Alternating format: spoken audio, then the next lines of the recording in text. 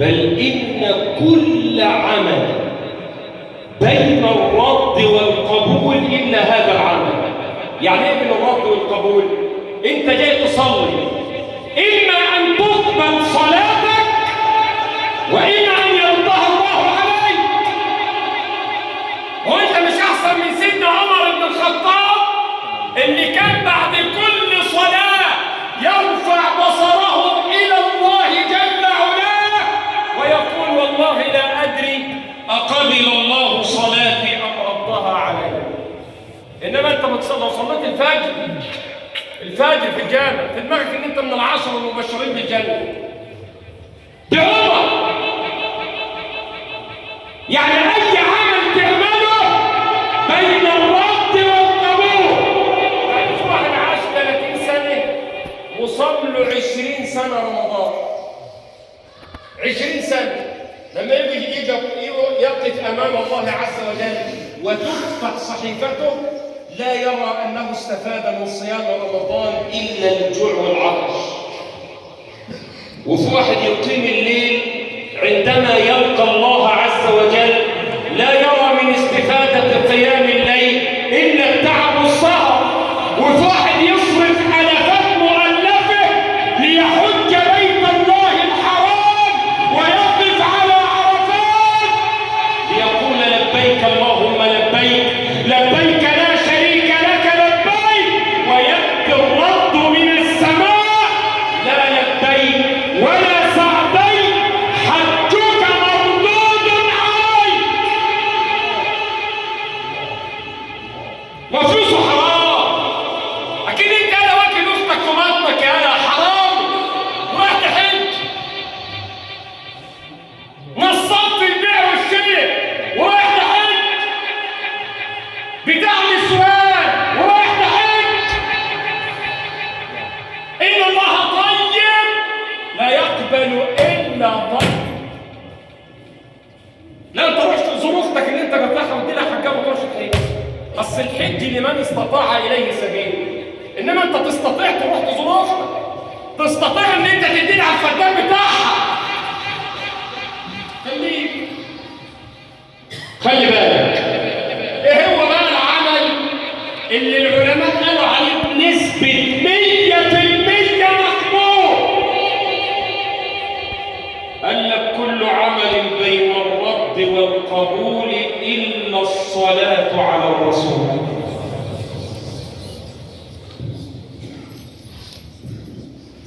أقولها من هنا من على منبر مسجد الشهيد، ولو قلتها ونسيت كفى. والله ثم والله ثم والله من أدام الصلاة على رسول الله سيرى من الفتوحات والبركات والكرامات ما لا يعلمها إلا الله. لما أبي بن كعب يدخل على رسول الله ويقول يا رسول الله أأجعل ربع دعائي صلاة عليك؟ أنا بصلي وبدعي للزوجة وللمرأة وللأولاد وللجيران ولإخواننا في فلسطين، بس بدعي 10 دقايق 3 دقايق منهم بصلي عليك، ينفع؟ قال له النبي إن زدت فهو خير لك. قال له طب اجعل نصف دعائي صلاة عليك، ادعي للعيال وادعي للناس في 5 دقايق و5 دقايق اصلي عليك. قال له النبي ان زدت فهو خير لك. اسمع اللي جايه، هي دي الحل. قال ابي اذا اجعل دعائي كله صلاة عليك. قال له الحبيب إذا يكفيك الله همك ويغفر لك ذنبك ويسد عنك دينك. حاطط ايدك على خدك ليه؟ شايل هم الدنيا على كتفك ليه؟ وانت مش عارف مين سيدنا النبي؟ انت بتقول ان معمول لي سحر ومعمول لي اعمال. يا عم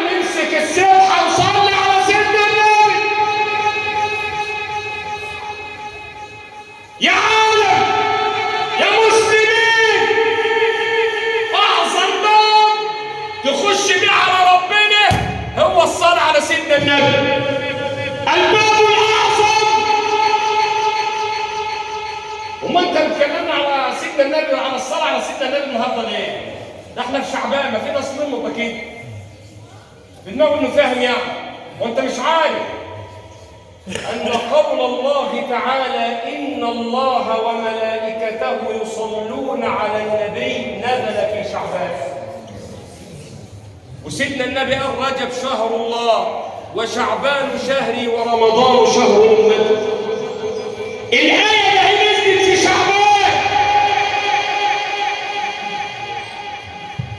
يعني أنت قبل ما تصلي على النبي ربنا صلى عليه. طيب لما ربنا قال لأبي إذا يكفيك همك ويغفر لك ذنبك. يكفيك همك يعني ايه؟ يكفيك هم الدنيا، يكفيك هم الاولاد، يكفيك هم المرض، يكفيك هم المرض. يتجلى الله عليك باسمه الكافي، باسمه الكافي. ان تجلى عليك باسمه الكافي مش هتحمل هم حاجه في الدنيا. ده اللي له اب لا يحمل هم، كيف من كان له رب؟ اللي له رب ويحمل الهم يبقى ما عندوش ذنب. طيب يكفيك هم الدنيا، قال له ويغفر لك ذنبك. ان غفر ذنبك نجاك من النار، وان نجاك من النار ادخلك جنات تجري من تحتها الانهار. وإن أدخلت جنات تجري من تحتها الأنهار كشف لك الحجاب لترى وجه الواحد القهار. ولذلك جه واحد لأحد الصالحين مهموم ويقول له في هموم تتزاحم على قلبي، الأسعار غليت، الوالد اللي كان في الإعداد بقى في السنة، والإيجار ارتفع، والأسعار غليت، أجيب منين؟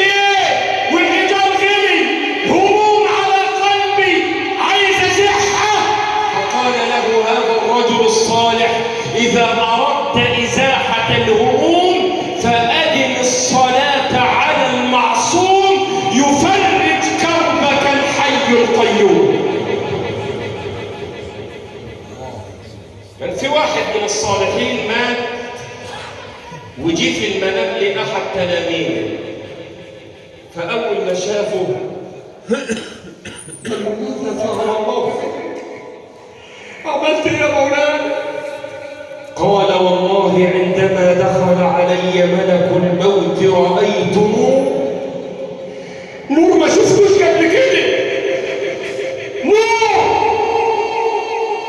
وعندما وضعتوني في القبر رأيت نور، وعندما آتاني الملكان ليسألاني في القبر رأيت نور. فقلت من أين هذا النور؟ قالوا من كثرة صلاتك على الرسول.